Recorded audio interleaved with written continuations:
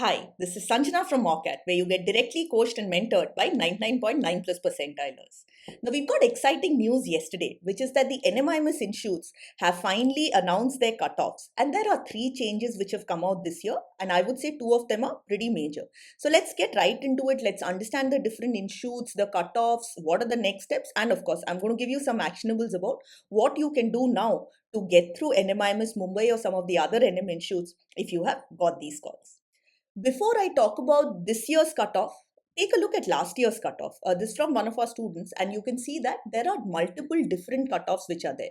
So, the overall NMAT score or the sectional scores that you needed to get for NMIMS Mumbai, for NMIMS Bangalore, Navi Mumbai, and so on were different. And there were also different scores which were required for some of the specializations. Now, you can see that the main MBA and MBA in HR has the same specialization, but as we get to like a business analytics and all, the score, including the sectional scores, considerably drop. Now, one thing to note here is the high sectional cutoffs, right?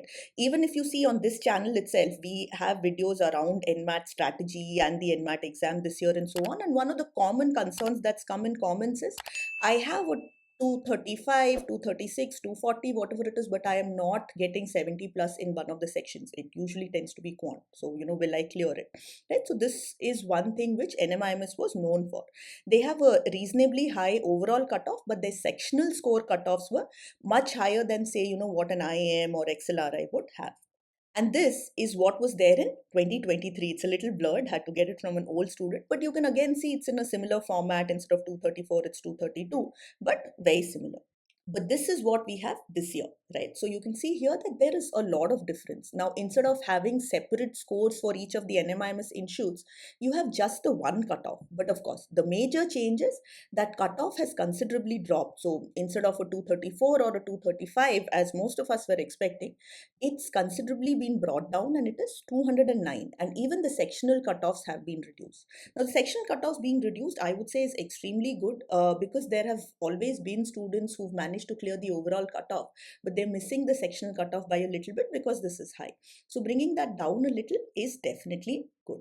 And given that there is just that one score for all of the NMIMS institutes, that again is a good thing because as long as you've got 62 in each section and you've got 209 or higher overall, that means that you have a shot at all of the NMIMS campuses. So it's not a staggered one where you have a certain number coming to NMIMS Mumbai and so on. They do have a separate cutoff for pharma, but that's it. So courses like business analytics and all of that, the cutoff remains this 209 and the sectional cutoff of 62. Now, there's a lot of discussion around why this is the case, and there seems to be some issue in the NMAT exam, probably. Now, take a look at this. This is the scorecard which I got once I was done with the NMAT exam. In language skills, which is the part which I teach, I've got 119 out of 120 and a total score of 296. And sometime in December, I got an email saying your NMAT by GMAC exam score has been updated.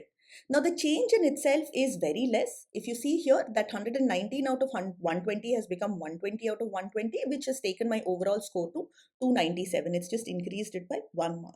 But there is a smaller set of people who have also received this sort of an email. So maybe there's maybe some change in their scoring methodology or maybe some technical issue in the exam. Does that really matter? Not really. What matters is now you do have a shot at NMIMS, not just NMIMS Mumbai, but all of the institutes if you're getting at least 209 and at least 62 in each section. So what does happen? If you have the score, you would have received an email from NMIMS and you will have all of the details of what you need to do for your stage 2.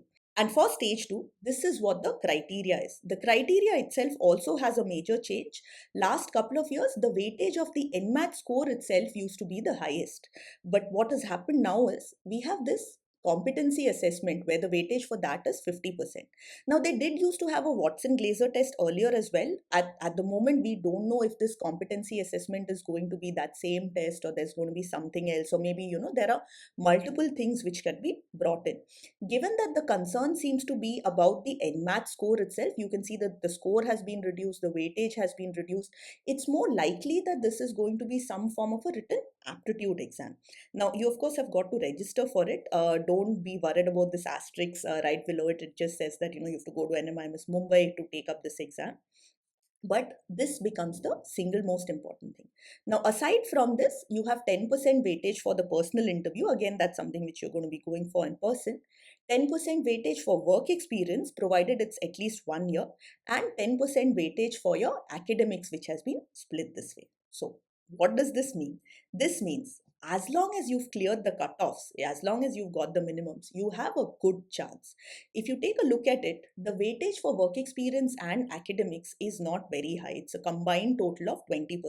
So, in case if you're a fresher or you have less than 1 year of work experience, or if maybe your academics are not too high, or maybe you are getting an NMIMS call, but maybe you've scored something which is maybe 215 or something in the 220s, you don't need to be worried. There is very minimal advantage that somebody who has a really high score, say in 240s or 250s, has over you, because this assessment test is going to contribute 50%. So that becomes very important. And the form that you got to fill now and the personal interview are also important. Now, the personal interview does have a lower weightage as well, it's 10%. But this is again one thing which is 100% in your control. You obviously can't go back and change your NMAT score or your academics or work experience. But what you can do is you can definitely prepare and make sure that you have as good an SOP as you can write in the form, and you have an as good an interview as possible. So let's talk about this SOP which the NMIMS form has. Now, an SOP or a statement of purpose is basically asking you what is it that you want to do in your professional life. It's a 300-word SOP this time, and I would say that that's a good number. It's not as low as, say, an FMS, which is a 100-word SOP, or as high as an IIM Bangalore, which is a 600-word SOP, which sometimes students struggle with. So this is a good, sort of mid value. Spend some time thinking of these. What exactly are your professional goals? Where do you want to see yourself in the next 5 to 10 years? Obviously, over the next couple of years, you want to see yourself pursuing an MBA in an NMIMS institute or other top B school. But what are your goals after that, right? What are maybe the sectors that you want to work for? What are the companies that you want to work for? In case if you're not sure of your specialization, just think of, what your aims are in terms of, career advancement. What are some changes maybe that you want to bring about? And how is it that an MBA from NMIMS can help you in achieving these goals? So, structure your SOP around this. Why is it that you want to pursue an MBA? After an MBA, what do you want to do? What do you want to do during those 2 years? And why is NMIMS suitable for you? And when it comes to the interview prep, the most important will be the standard HR questions. There's a long playlist that we have on our channel, which we link for you. And there's even more resources on our Telegram group, which also I'll put in the description and the first pinned comment. Along with this, of course, you should prepare the MBA basics, go through finance, marketing, strategy basics, as well as, IT, HR, ops, IT, business analytics, if that is one of the things that you're going for, basics around pharmaceuticals, if you are, going for that MBA as well. And of course, current affairs and static GK, particularly the ones which are relevant for you. Again, I have a detailed video on the 4 quadrants for interview prep, so I'll link that for you. And there's another detailed video for current affairs as well. And you're more than welcome to head to mockat.com and check out our daily news to prepare for this. And meanwhile, definitely subscribe in case if you haven't, and stay tuned, because as soon as we get to know what this competency test is, we will let you know. And of course, there's a whole bunch of videos around interviews and SOP and everything else that's slated to come up. All the best.